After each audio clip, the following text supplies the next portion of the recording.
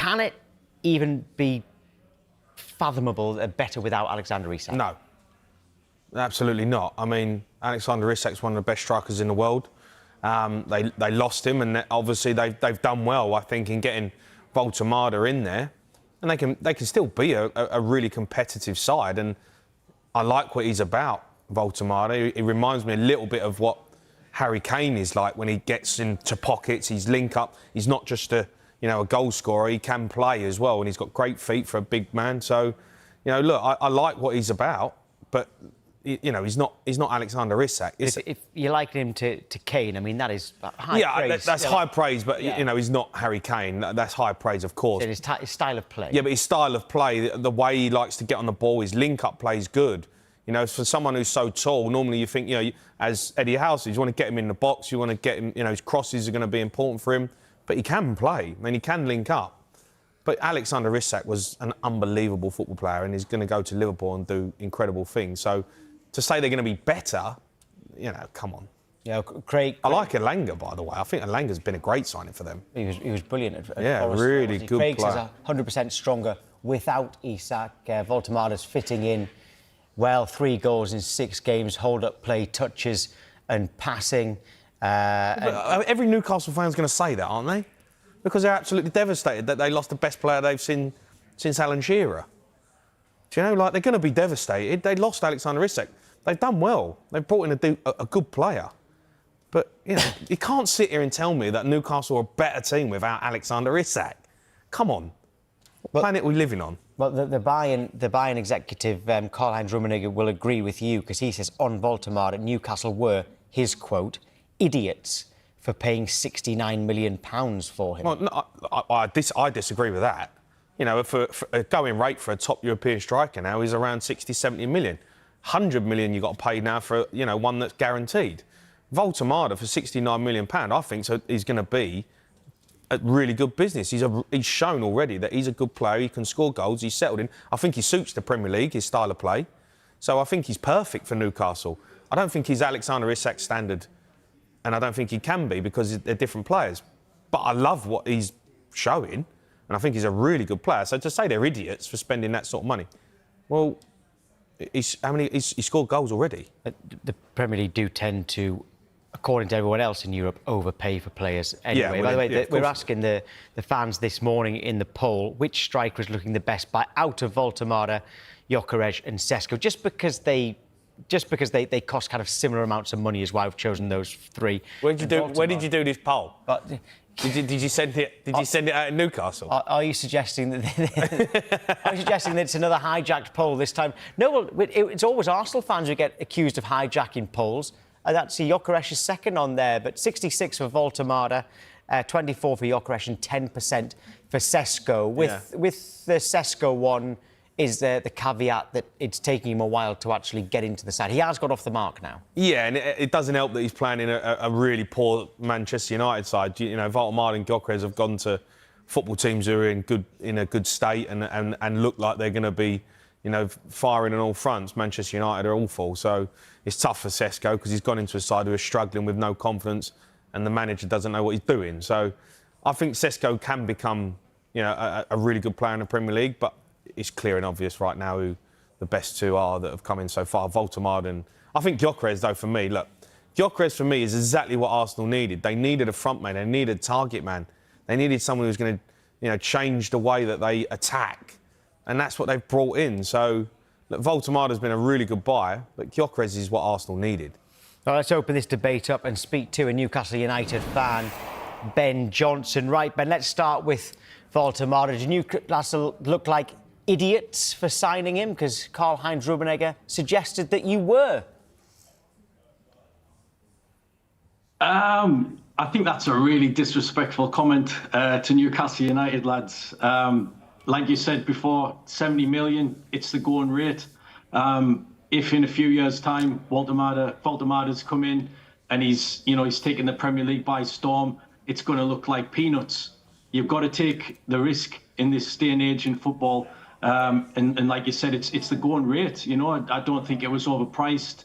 And from what we've seen so far, it looks absolutely fantastic bit of business from the team.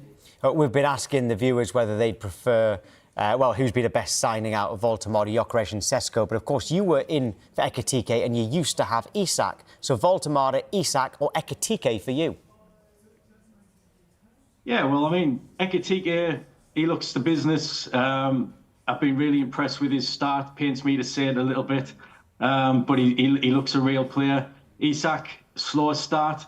But at the end of the day, we can't really judge these players until the end of the season and beyond. You know, it's not just 8 games and we're kind of going to give an overview of how they've done since they signed. Yes, Isak's had a slow start. He's a great player.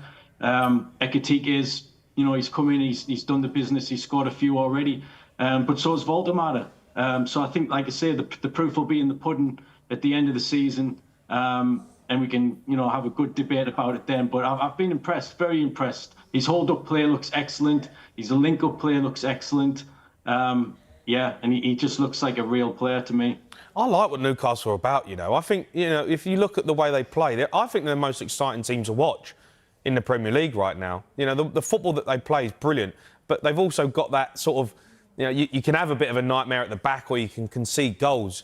But I just love their attitude. I love the mentality that they want to go and play football. They want to go out there with passion and the way they approach games. You know, what is the aim for Newcastle this season? Yeah, I like to think it's to maybe win another trophy. You know, we've set the standard last season. First trophy in 70 years. And you know, it's kind of set the bar, Jamie. It's kind of raised our hopes as to what we can achieve up here. Eddie Howe's done brilliantly since he come in.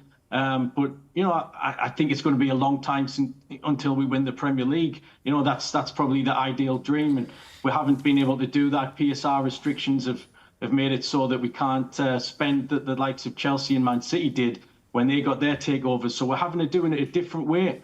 But you know, I don't know. I feel why does like no one ever come in? Why does no one ever come in for Eddie Howe? It's always a bit baffling because since he's been at Newcastle, the Chelsea jobs become available, Manchester United, Liverpool, Tottenham, all these clubs have come. England job came available, yet no one appears to have even gone in for Eddie Howe. Why is that? Because he seems like an obvious choice.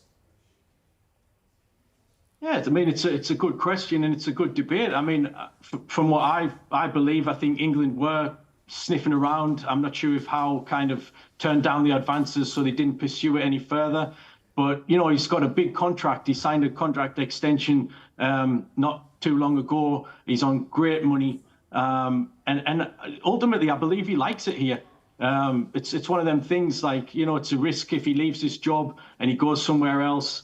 It's a risk. Here he's got the support of the owners, the backing of the players. There's a great team spirit, and you don't get that everywhere else. You know, so he's probably thinking, I'm onto a good thing here. Yeah. We are progressing season on season, and we are, although it's not as fast as we would have liked. So yeah, I feel like he's happy here, and long may it continue. If Man United did really come in for him, though, if Man United did want him properly, he'd leave. I disagree on that one. Maybe if it was 1999, I think he'd probably he'd be driving himself down there as fast as he could. But you know, things move on in football, and that's a good point, Jamie. You know, people talk about Man United, and yes, they're still a massive club, but are they a well-run club? I don't think they are, and I think Amarim's on borrowed time at the minute, and so they probably will be looking. But you know, there's a lot of issues behind the scenes there. A lot of changes have been made, cutbacks, etc., and the kind of ethos of the club.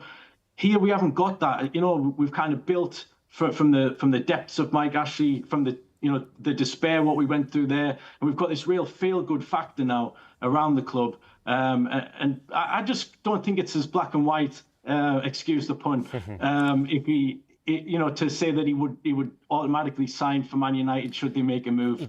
I just don't see it at the minute. He does seem to have more power than other managers at big clubs in the Premier League. Yeah, well, he's earned it. 6 points from 6 games in the Premier League. You've had a bit of bad luck in that spell as well. But how big is this game at home to Nottingham Forest on Sunday?